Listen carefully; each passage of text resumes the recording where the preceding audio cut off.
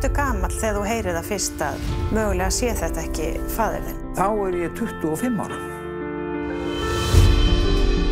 Fóru mamman og pabbi út að sækja þig? Já. Hittu þau móður þína úti eða? Nei, ég held að ekki hitt hana. Áttu einhverja mynd af henni? Nei.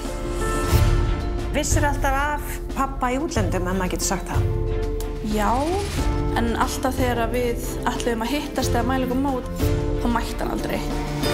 Ég þetta bara strax ákveða það að ég ætla að vera Íslendingur. Ég á erfitt að tala um þetta. Mér finnst þetta stundur svolítið skömm. Ég veit ekki hvað maður finnur ef maður fer út, en maður hefði það reynt.